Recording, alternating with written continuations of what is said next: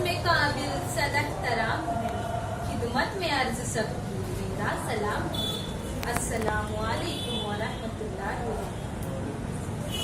मौजूदा मुकर्रम सदर आली वक़ात, मेहमान खुसूसी, सामाईन इकराम और मेरे हमअस्र साथी, आज के इस पुरनूर तकरीरी मुकाबले में मेरा मौज़ूए सुखन है सर सैयद अहमद खां की तालीम। मेरे इस मौजू को फरोजा करने के लिए मैं मशहूर शायर मीर अनीस का एक बंद पढ़ना चाहूंगी, समाअत फरमाइएगा। तारीफ से चश्मे को समंदर से मिला दूं, तारीफ में चश्मे को समंदर से मिला दूं, कतरे को जो दूं आब तो गौहर से मिला दूं, जर्रे की चमक महर मुनव्वर से मिला दूं, खारों की नजाकत को गुलेस्तर से मिला दूं, गुलदस्ते मानी को नए ढंग से मैं बांधूं, एक फूल का मौजू हो तो सौ रंग में सामाईन, क्या कोई ऐसा फर्द है जो सर सैयद अहमद खां जैसे अजीम शख्सियत से नावाकिफ है? जी नहीं, मुझे उम्मीद है कि यहाँ मौजूद हर फर्द सर सैयद अहमद खां जैसे अजीम मुस्लहा और रहनुमा से आशना है। सर सैयद अहमद खां की पैदाइश 17 अक्टूबर सन 1817 में हुई।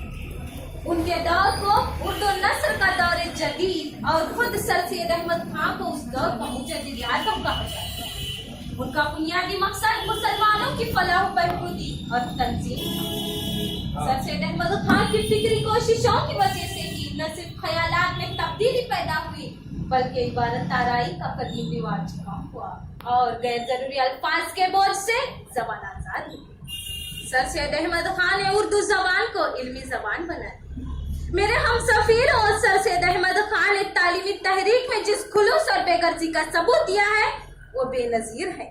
सर सैयद अहमद खां के सामने फक्त मुसलमानों की खस्ता हाली थी, इसलिए उन्होंने अलीगढ़ में एक साइंटिफिक सोसाइटी कायम की ताकि अंग्रेजी उलूम की किताबों के उर्दू में तर्जुमे करके मुसलमानों के लिए एक जखीरा तैयार किया जाए, लेकिन ये तरीका कारगर न साबित। इसलिए 1886 में उन्होंने सबसे पहले इंडियन नेशनल कांग्रेस कायम, जिसके सालाना जलसों में सर सैयद अहमद खां बड़ी इश्तियाल अंगेज तकरीरें करते और मुसलमानों को अंग्रेजी तालीम की तरफ राग़िब करते।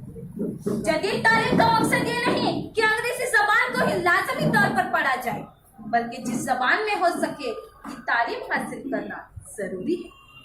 सर सैयद अहमद खां हमेशा ये कोशिश करते रहे कि मुसलमानों को अंग्रेजी तालीम के साथ साथ मजहबी तालीम भी, और इनकी इस कोशिश का नतीजा MAO कॉलेज अलीगढ़ था, जो अब अलीगढ़ मुस्लिम यूनिवर्सिटी के नाम से मशहूर। जब भी कोई मुझसे हंसकर बोलता है, जब भी कोई मुझसे हंसकर बोलता है, साथ मेरे तहजीब का लश्कर बोलता है, शायद यही बात उनको मारूफ करती है, मेरे अल्फाज में अक्सर अलीगढ़ बोलता है, मेरे अल्फाज में अक्सर अलीगढ़ बोलता है। ऐ जय्यद आलम, जिस तरह सिक्के के दो पहलू होते हैं, उसी तरह एक तरफ सर सैयद अहमद खां के तामीर करदा शाहकार हिंदुस्तान पर हावी हो चुके थे, तो दूसरी तरफ मौलवी साहिबान के फतवे जारी थे। इसी दौरान शाहजहांपुर में एक कॉन्फ्रेंस रखी गई थी। जब सर सैयद अहमद खां वहां पहुंचे तो देखा कि शहर के दारों दीवार पर इश्तिहारात मौलवी साहिबान ने चस्पा कर रखे। उन इश्तिहारात में लिखा गया था, शैतानी काम में शिरकत करना बहुत बड़ा गुनाह है और जो मुसलमान शख्स इस शैतानी काम में शिरकत करेगा उसकी बीवी को तलाक दी जाएगी। जब सर सैयद अहमद खां ने इश्तिहार पढ़ा तो बहुत अफसोस किया और फरमाया, या तो दहर में मौलवी जिंदा रहेंगे या कौम जिंदा रहेगी। मुझे खुदा की जात से उम्मीद है कि मौलवी साहिबान की जहालत का बहुत जल्द खात्मा हो जाएगा और इसके फजल से दुनिया सरसब्ज हो जाएगी और तरक्की करने लगेगी। कौम क्या चीज है, कौमों की अमामत क्या है, कौम क्या चीज है, कौमों की अमामत क्या है, इसको क्या समझेंगे बेचारी दो रकात के लिए। सर सैयद अहमद खां का इंतकाल 27 मार्च सन 1898 में हुआ था। उन्होंने 81 साल की उम्र थी। सच कहती हूँ दोस्तों, सर सैयद अहमद खां की जात से मुसलमानों को जो फायदा पहुंचा है वो किसी दूसरे मुसलमान जात से नहीं पहुंचा। मशरकी माशरत के बड़े दिलदादा सैयद अकबर हुसैन अकबर इलाहाबादी ने उन्हें खिराज अकीदत पेश करते हुए कहा, हमारी बातें तो बातें हैं, सैयद काम करता था। हमारी बातें तो बातें हैं, सैयद काम करता था।